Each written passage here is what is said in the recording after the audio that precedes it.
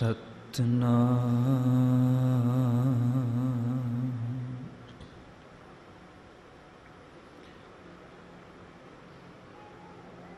वाहिगुरु साहिब जी।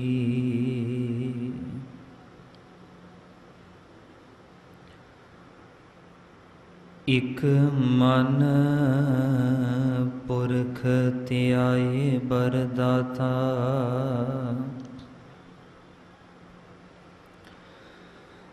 संत सहार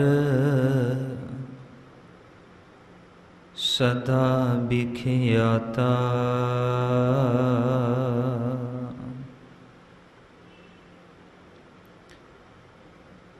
तास चरण लै हृदय बसावो, तो परम गुरु नानक गुण गावो।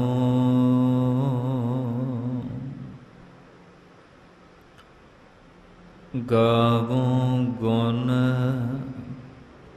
परम गुरु सुख सागर, दुर्त निवारण शब्द सरे। गावे गंभीर तीर मत सागर, जोगी जंगम ध्यान तरे।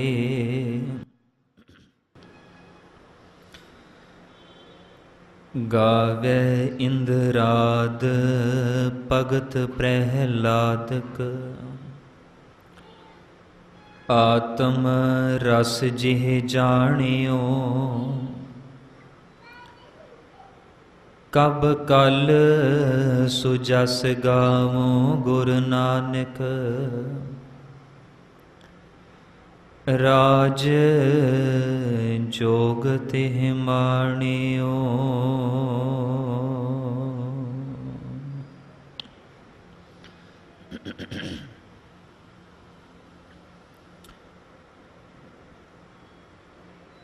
परम सन्मानयोग चवर छत्र तख्त दी मालिक, राजान राज पानान पान, शब्द गुर पीरा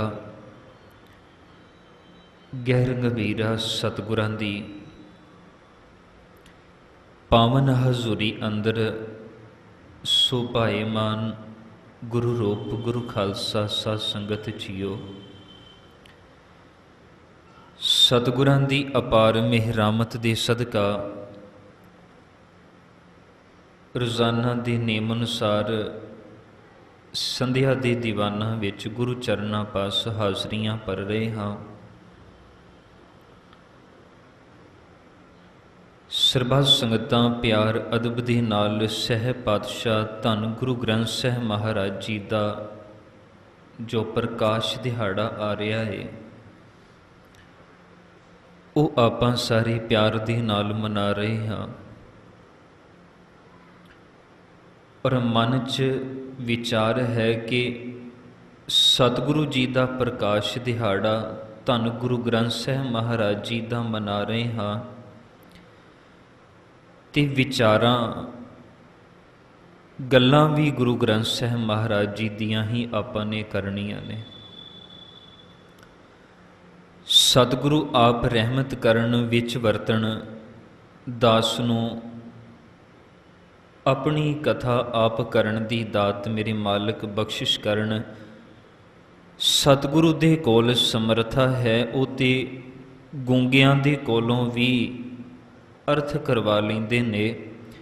मालिक रहमत करन, प्यार दे नाल आप दे नाल विचारां दी आपां जुड़ बैठ के सांझ पा सकीए।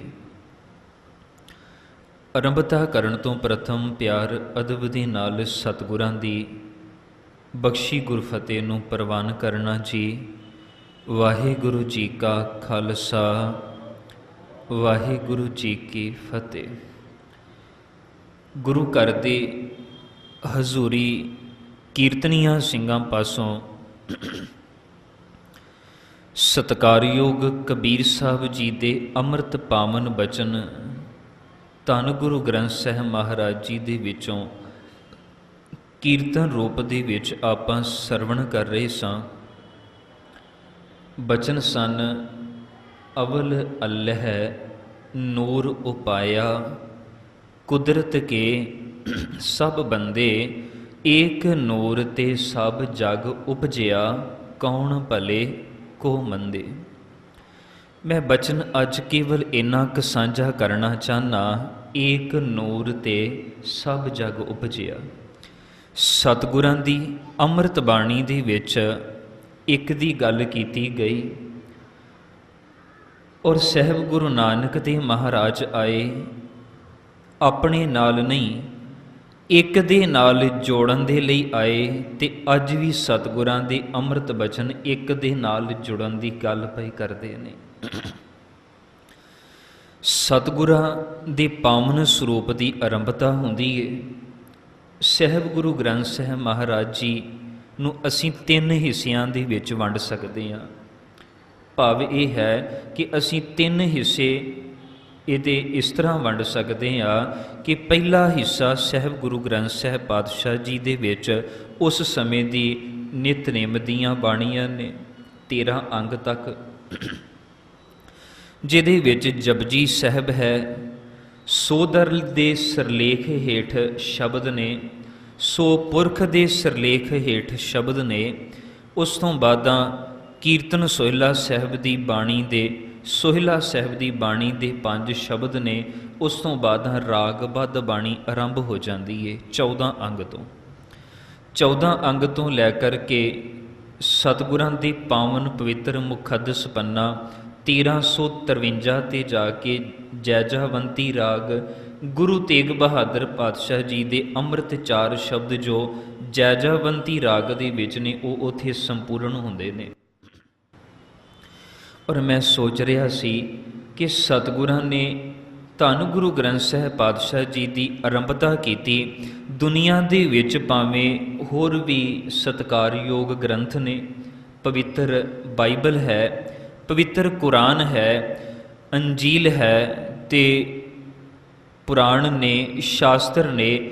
ਉਹਨਾਂ ਗ੍ਰੰਥਾਂ ਦੀ ਆਰੰਭਤਾ ਅੱਖਰਾਂ ਤੋਂ ਹੁੰਦੀ ਏ, ਪਰ ਧੰਨ ਗੁਰੂ ਗ੍ਰੰਥ ਸਾਹਿਬ ਪਾਤਸ਼ਾਹ ਮਹਾਰਾਜ ਜੀ ਦੀ ਆਰੰਭਤਾ ਅੰਕ ਤੋਂ ਹੁੰਦੀ ਏ। ਸ਼ਬਦ ਸਮਝਿਓ, ਅੱਖਰ ਤੋਂ ਨਹੀਂ। ਹੁਣ ਸਤਿਗੁਰਾਂ ਨੇ ਆਰੰਭਤਾ ਕੀਤੀ ਇੱਕ ਓਅੰਕਾਰ ਤੋਂ। ਇੱਕ ਗਿਣਤੀਵਾਚਕ ਅੰਕ ਹੈ, ਇੱਥੇ ਸ਼ਬਦ ਨਹੀਂ, ਗੁਰਮੁਖੀ ਦਾ, ਪੰਜਾਬੀ ਦਾ ਸ਼ਬਦ ਨਹੀਂ। ਆਖਰਕਾਰ ਗੁਰੂ ਗ੍ਰੰਥ ਸਾਹਿਬ ਮਹਾਰਾਜ ਜੀ ਦੇ ਵਿੱਚ ਇੱਕ ਸ਼ਬਦ ਪੰਜਾਬੀ ਦੇ ਵਿੱਚ ਵੀ ਆਇਆ ਹੈ। ਈੜੀ ਨੂੰ ਸਿਹਾਰੀ ਕੱਕਾ ਕਰਕੇ, ਜਾਂ ਫਿਰ ਕੱਕੇ ਨੂੰ ਔਂਕੜ ਵੀ ਆਇਆ ਹੈ, ਤੇ ਕੱਕੇ ਨੂੰ ਸਿਹਾਰੀ, 3 ਰੂਪਾਂ ਦੇ ਵਿੱਚ ਇੱਕ ਸ਼ਬਦ ਆਉਂਦਾ ਹੈ। ਪਰ ਜਦੋਂ ਸਤਿਗੁਰਾਂ ਨੇ ਧੰਨ ਗੁਰੂ ਗ੍ਰੰਥ ਸਾਹਿਬ ਮਹਾਰਾਜ ਜੀ ਦੀ ਆਰੰਭਤਾ ਕੀਤੀ ਤੇ ਉਦੋਂ ਈੜੀ ਨੂੰ ਸਿਹਾਰੀ ਕੱਕਾ ਇੱਕ ਨਹੀਂ ਪਾਇਆ।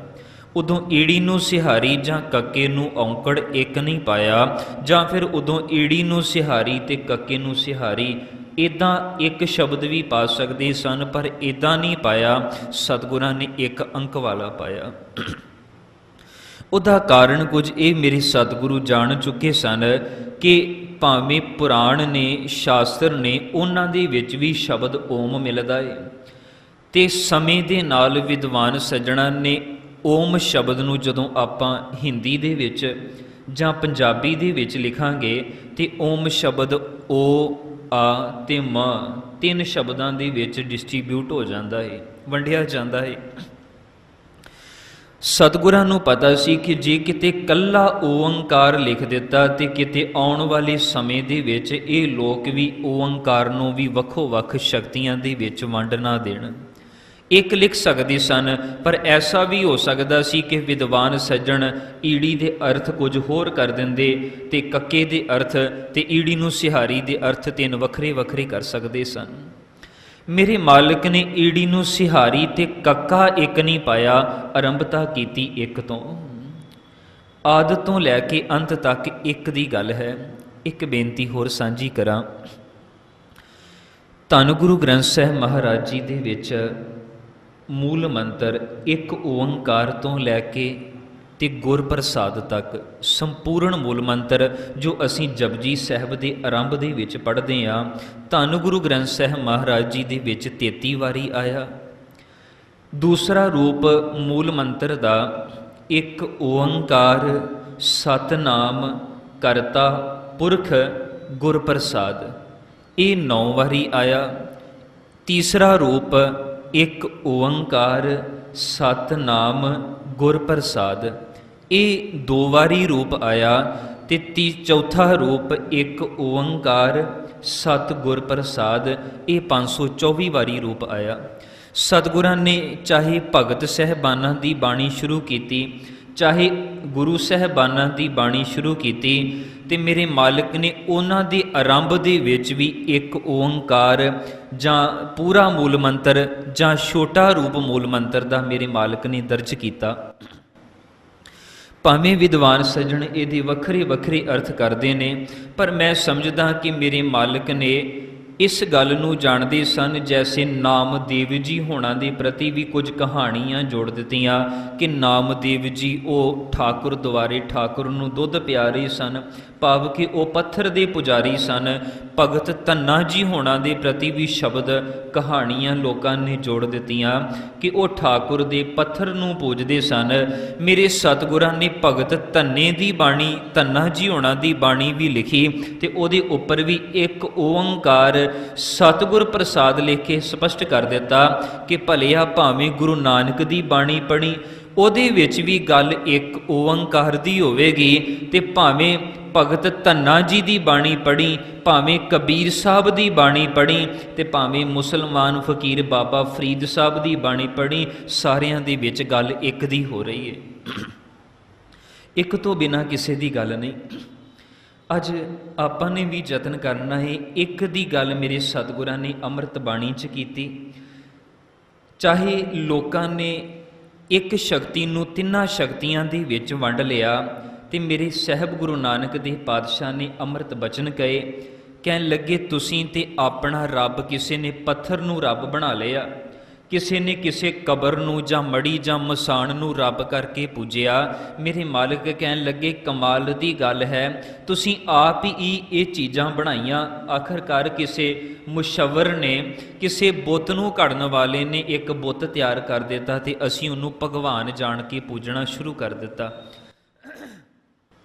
ਮੇਰੇ ਸਹਿਬ ਮਾਲਕ ਨੇ ਬਚਨ ਕੀਤੇ, ਕਹਿਣ ਲੱਗੇ ਜਿਸ ਮਾਲਕ ਦੀ, ਜਿਸ ਇੱਕ ਦੀ ਗੱਲ ਮੈਂ ਕਰਦਾ ਪਿਆ, ਉਹ ਬਣਾਇਆ ਨਹੀਂ ਜਾ ਸਕਦਾ, ਉਹਨੂੰ ਥਾਪਿਆ ਵੀ ਨਹੀਂ ਜਾ ਸਕਦਾ। ਸਤਿਗੁਰਾਂ ਨੇ ਬਚਨ ਕੀਤੇ ਮੇਰਾ ਪਰਮਾਤਮਾ ਉਹ ਹੈ, ਮੇਰਾ ਇੱਕ ਓੰਕਾਰ ਉਹ ਹੈ, ਮੈਂ ਉਸ ਦੀ ਗੱਲ ਕਰਦਾ ਪਿਆ ਜਿਹੜਾ ਥਾਪਿਆ ਨਾ ਜਾਏ, ਕੀਤਾ ਨਾ ਹੋਏ। ਤੇ ਕਹਿਣ ਲੱਗੇ ਉਹ ਜਨਮ ਕਿੱਦਾਂ ਹੋਇਆ ਉਹਦਾ, ਉਹਨੂੰ ਬਣਾਇਆ ਕਿੰਨੇ? ਤੇ ਸਹਿਬ ਪਾਤਸ਼ਾਹ ਨੇ ਰਹਿਮਤ ਕੀਤੀ, ਕਹਿਣ ਲੱਗੇ ਆਪੇ ਆਪ ਨਿਰੰਜਨ ਸੋਏ, ਆਪਣੇ ਆਪ ਤੋਂ ਹੀ ਪ੍ਰਗਟ ਹੋਇਆ। ਸਹਿਬ ਅੰਗ ਹੈ।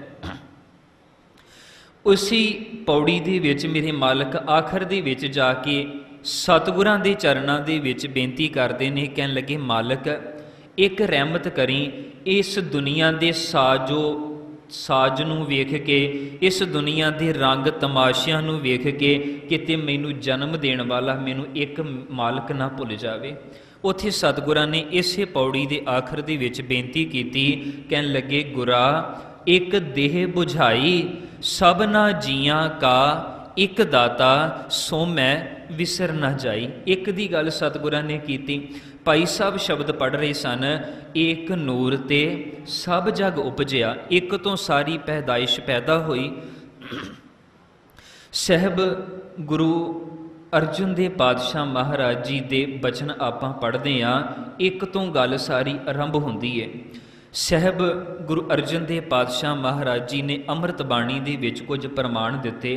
ਕਹਿਣ ਲੱਗੇ ਕਦੀ ਖਿਆਲ ਕਰਿਓ, ਇੱਕ ਜਾਦੂਗਰ ਜਾਂ ਇੱਕ ਮਦਾਰੀ ਦੀ ਖੇਡ ਖੇਡਣ ਵਾਲਾ ਉਹ ਆਇਆ, ਪਿੰਡ ਦੇ ਚੁਰਸਤੇ ਦੇ ਵਿੱਚ ਆਇਆ ਤੇ ਉਹਨੇ ਆ ਕੇ ਆਪਣੀ ਖੇਡ ਨੂੰ ਸ਼ੁਰੂ ਕੀਤਾ। ਜਦੋਂ ਉਹ ਆਇਆ ਸੀ ਤੇ ਇਕੱਲਾ ਹੀ ਆਇਆ, ਕਹਿਣ ਲੱਗੇ ਆਪਣੀ ਖੇਡ ਉਹਨੇ ਸ਼ੁਰੂ ਕੀਤੀ। ਕਦੀ ਉਹਨੇ ਭੇਸ ਬਦਲਿਆ ਤੇ ਉਹ ਇੱਕ ਰਾਜੇ ਦਾ ਰੂਪ ਬਣ ਗਿਆ, ਕਦੀ ਉਹਨੇ ਭੇਸ ਬਦਲਿਆ ਤੇ ਉਹ ਇੱਕ ਚੋਰ ਦਾ ਰੂਪ ਬਣ ਗਿਆ, ਕਦੀ ਉਹ ਸਿਪਾਹੀ ਬਣਿਆ, ਕਦੀ ਉਹ ਗਵਾਹੀ ਦੇਣ ਵਾਲਾ ਬਣਿਆ, ਕਦੀ ਉਹਨੇ ਕੋਈ ਰੂਪ ਧਾਰਨ ਕੀਤਾ, ਕਦੀ ਕੋਈ ਰੂਪ ਧਾਰਨ ਕੀਤਾ। ਤੇ ਕਹਿਣ ਲੱਗੇ ਜਿਸ ਸਮੇਂ ਖੇਡ ਦੀ ਸੰਪੂਰਨਤਾ ਹੋਈ ਉਦੋਂ ਕੇਵਲ ਉਹ ਖੇਡ ਖੇਡਣ ਵਾਲਾ ਜਿਹੜਾ ਕੱਲਾ ਆਇਆ ਸੀ ਉਹੀ ਬਾਕੀ ਰਹਿ ਗਿਆ। ਸਤਿਗੁਰਾਂ ਨੇ ਬਚਨ ਕੀਤੇ, ਕਹਿਣ ਲੱਗੇ ਇੱਕ ਤੋਂ ਗੱਲ ਆਰੰਭ ਹੋਈ ਤੇ ਇੱਕ ਤੇ ਜਾ ਕੇ ਸੰਪੂਰਨਤਾ ਹੋ ਰਹੀ ਹੈ। ਇੱਕ ਤੋਂ ਆਰੰਭ ਤੇ ਇੱਕ ਤੇ ਜਾ ਕੇ ਸੰਪੂਰਨਤਾ ਹੋਵੇਗੀ। ਦੂਸਰੀ ਉਦਾਹਰਣ ਮੇਰੇ ਮਾਲਕ ਨੇ ਦਿੱਤੀ, ਕਹਿਣ ਲੱਗੇ ਕਦੀ ਸਾਗਰ ਨੂੰ ਵੇਖੀਏ, ਹਵਾ ਚੱਲੀ, ਹਵਾ ਦੇ ਚੱਲਣ ਦੇ ਨਾਲ ਸਾਗਰ ਦਾ ਪਾਣੀ ਹਿੱਲਿਆ, ਉਸ ਪਾਣੀ ਦੇ ਹਿੱਲਣ ਦੇ ਨਾਲ ਉਹਦੇ ਵਿੱਚ ਲਹਿਰਾਂ ਪੈਦਾ ਹੋਈਆਂ, ਉਹਨਾਂ ਲਹਿਰਾਂ ਦੇ ਉੱਠਣ ਦੇ ਨਾਲ ਪਾਣੀ ਦੇ ਵਿੱਚ ਫੇਨ ਝਿੱਗ ਨੇ ਜਨਮ ਲਿਆ। ਕਹਿਣ ਲੱਗੇ ਜਦੋਂ ਹਵਾ ਚੱਲੀ ਤੇ ਲਹਿਰਾਂ ਪੈਦਾ ਹੋਈਆਂ, ਝੱਗ ਪੈਦਾ ਹੋਈ, ਪਰ ਜਦੋਂ ਲਹਿਰਾਂ ਥੱਲੇ ਬੈਠ ਗਈਆਂ ਤੇ ਕਹਿਣ ਲੱਗੇ ਪਹਿਲਾਂ ਵੀ ਪਾਣੀ ਸੀ, ਅਨੰਤ ਰੂਪ ਕਦੀ ਲਹਿਰਾਂ ਬਣੇ ਤੇ ਕਦੀ ਝਿੱਗ ਬਣੀ। ਜਿਸ ਸਮੇਂ ਲਹਿਰਾਂ ਬੈਠ ਗਈਆਂ ਤੇ ਕੇਵਲ ਪਾਣੀ ਦਾ ਪਾਣੀ ਬਾਕੀ ਰਹਿ ਗਿਆ। ਤੀਸਰੀ ਉਦਾਹਰਣ ਮੇਰੇ ਮਾਲਕ ਨੇ ਦਿੱਤੀ, ਕਹਿਣ ਲੱਗੇ ਇੱਕ ਤੋਂ ਆਰੰਭ ਤੇ ਇੱਕ ਤੇ ਜਾ ਕੇ ਗੱਲ ਸਮਾਪਤ ਹੋ ਜਾਂਦੀ ਹੈ।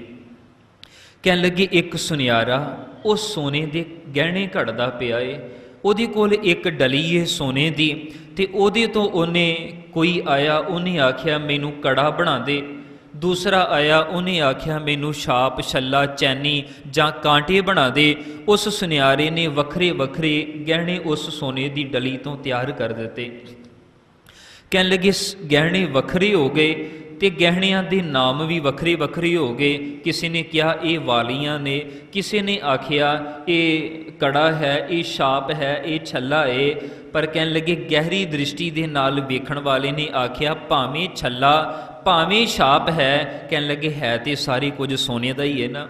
ਇਸੇ ਨੂੰ ਹੀ ਬਾਬਾ ਕਬੀਰ ਸਾਹਿਬ ਕਹਿੰਦੇ ਨੇ ਭਾਵੇਂ ਕੋਈ ਮੁਸਲਮਾਨ ਹੈ ਤੇ ਭਾਵੇਂ ਕੋਈ ਸਿੱਖ ਈਸਾਈ ਹੈ, ਕਹਿਣ ਲੱਗੇ ਇੱਕ ਤੋਂ ਪੈਦਾ ਹੋਈ ਤੇ ਸਾਰਿਆਂ ਦੇ ਅੰਦਰ ਇੱਕ ਹੀ ਵਰਤਦਾ ਪਿਆ ਏ। ਸੋਨੇ ਦੇ ਗਹਿਣੇ ਨੇ ਤੇ ਰੱਬ ਦੇ ਸਾਰੇ ਬੰਦੇ ਨੇ। ਉੱਥੇ ਉਹਨਾਂ ਨੇ ਬਚਨ ਕਹੇ ਅਵਲ ਅੱਲ੍ਹਾ ਨੂਰ ਉਪਾਇਆ ਕੁਦਰਤ ਕੇ ਸਭ ਬੰਦੇ, ਏਕ ਨੂਰ ਤੇ ਸਭ ਜਗ ਉਪਜਿਆ ਕੌਣ ਭਲੇ ਕੋ ਮੰਦੇ। ਸਤਿਗੁਰਾਂ ਨੇ ਬਚਨ ਕੀਤੇ, ਕਹਿਣ ਲੱਗੇ ਸੋਨੇ ਦੀ ਡਲੀ ਤੋਂ ਸੁਨਿਆਰ ਨੇ ਤਰ੍ਹਾਂ ਤਰ੍ਹਾਂ ਦੇ ਗਹਿਣੇ ਬਣਾ ਦਿੱਤੇ ਤੇ ਜਿਸ ਸਮੇਂ ਉਹ ਸਾਰੇ ਗਹਿਣੇ ਸੁਨਿਆਰੇ ਦੇ ਕੋਲ ਵਾਪਸ ਆਏ ਤੇ ਉਹਨੇ ਉਸ ਸੋਨੇ ਦੇ ਗਹਿਣਿਆਂ ਨੂੰ ਕੁਠਾਲੀ ਦੇ ਵਿੱਚ ਪਾ ਕੇ ਜਦੋਂ ਅੱਗ ਸ਼ਾਂਤ ਹੋਈ, ਅੱਗ ਬੁਝ ਗਈ ਤੇ ਕਹਿਣ ਲੱਗੀ ਨਾ ਕੋਈ ਕੜਾ ਰਹਿ ਗਿਆ, ਨਾ ਕੋਈ ਛਾਪ ਰਹਿ ਗਈ, ਨਾ ਕੋਈ ਛੱਲਾ ਰਹਿ ਗਿਆ। ਉਦੋਂ ਕੇਵਲ ਸੋਨੇ ਦੀ ਉਹੀ ਡਲੀ ਰਹਿ ਗਈ ਜਿਹੜੀ ਪਹਿਲਾਂ ਸੀ ਗਹਿਣੇ ਬਣਾਉਣ ਤੋਂ। ਆਖਰ ਦੇ ਵਿੱਚ ਸਤਿਗੁਰਾਂ ਨੇ ਇੱਕ ਉਦਾਹਰਣ ਹੋਰ ਦਿੱਤੀ, ਕਹਿਣ ਲੱਗੇ ਕਦੀ ਬੀਜ ਬੋਈਏ ਧਰਤੀ ਦੇ ਵਿੱਚ, ਕਿਸੇ ਵੀ ਤਰ੍ਹਾਂ ਦਾ ਬੀਜ ਬੋ ਲਈਏ, ਅੰਬ ਦਾ ਬੀਜ ਬੋ ਦਈਏ, ਜਾਮਨ ਦਾ ਬੀਜ ਬੋ ਦਈਏ, ਤੇ ਕਹਿਣ ਲੱਗੇ ਬੀਜ ਬੋਇਆ ਕਿਸੇ ਨੇ। ਆਪਾਂ ਜੇ ਸੰਖੇਪ ਸਧਾਰਨ ਰੂਪ ਦੇ ਵਿੱਚ ਉਦਾਹਰਣ ਲੈ ਲਈਏ, ਕਿਸੇ ਨੇ ਅੰਬ ਦੀ ਗੁਠਲੀ ਬੀਜ ਦਿੱਤੀ ਆਪਣੇ ਵਿਹੜੇ ਦੇ ਵਿੱਚ, ਆਪਣੇ ਖੇਤਾਂ ਦੇ ਵਿੱਚ। ਕਹਿਣ ਲੱਗੀ ਉਹ ਹੌਲੀ ਹੌਲੀ ਗੁਠਲੀ ਪ੍ਰਫੁੱਲਤ ਹੋਈ, ਬੂਟਾ ਬਣਿਆ, ਪੌਦਾ ਬਣਿਆ।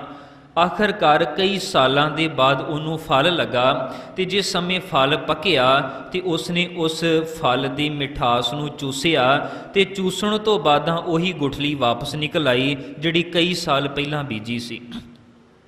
ਭਾਵ ਇੱਕ ਤੋਂ ਗੱਲ ਆਰੰਭ ਹੋਈ ਤੇ ਇੱਕ ਤੇ ਜਾ ਕੇ ਸੰਪੂਰਨ ਹੋ ਜਾਂਦੀ ਏ। ਸਹਿ ਪਾਤਸ਼ਾਹ ਨੇ ਬਚਨ ਕਹੇ, ਕਹਿਣ ਲੱਗੇ ਬਾਜੀ ਗਰ ਜੈਸੇ ਬਾਜੀ ਪਾਈ, ਨਾਨਾ ਰੂਪ ਭੇਖ ਦਿਖਲਾਈ, ਸਵਾਂਗ ਉਤਾਰ ਥਮਿਓ ਪਸਾਰਾ, ਤਬ ਏਕੈ ਏਕੰਕਾਰਾ। ਅਗਲੇ ਬਚਨ ਕੀਤੇ, ਕਹਿਣ ਲੱਗੇ ਜਲ ਤੇ ਉਠੈ ਅਨਕ ਤਰੰਗਾ, ਕਨਕ ਭੂਖਨ ਕੀਨੇ ਬਹੁ ਰੰਗਾ, ਬੀਜ ਬੀਜ ਦੇਖਿਓ ਬਹੁ ਪ੍ਰਕਾਰਾ, ਫਲ ਪਾਕੇ ਤੇ ਏਕੰਕਾਰਾ। ਇੱਕ ਤੋਂ ਗੱਲ ਆਰੰਭ ਹੋਈ ਤੇ ਇੱਕ ਤੇ ਜਾ ਕੇ ਸੰਪੂਰਨ ਹੋ ਜਾਂਦੀ ਹੈ। ਸਤਿਗੁਰੂ ਸਾਹਿਬ ਗੁਰੂ ਨਾਨਕ ਦੇਵ ਪਾਤਸ਼ਾਹ ਮਹਾਰਾਜ ਜੀ ਨੂੰ ਪੀਰ ਦਸਤਗੀਰ ਮਿਲਿਆ ਏ। ਉਹਨੇ ਵੀ ਸਵਾਲ ਪੁੱਛਿਆ। ਦਸਤਗੀਰ ਵੈਸੇ ਇਤਿਹਾਸਕਾਰ ਕਹਿੰਦੇ ਨੇ ਦਸਤਗੀਰ ਕਿਸੇ ਪਰਸਨ ਦਾ ਨਾਮ ਨਹੀਂ ਸੀ, ਦਸਤਗੀਰ ਇੱਕ ਫਿਰਕੇ ਦਾ ਨਾਮ ਸੀ। ਉਹਨਾਂ ਫਿਰਕੇ ਵਾਲਿਆਂ ਦੇ ਕੋਲ ਜਦੋਂ ਕੋਈ ਨਵਾਂ ਮੁਰੀਦ ਆਉਣਾ, ਨਵਾਂ ਕੋਈ ਜਗਿਆਸੂ ਆਉਣਾ, ਉਸ ਫਿਰਕੇ ਦੇ ਵਿੱਚ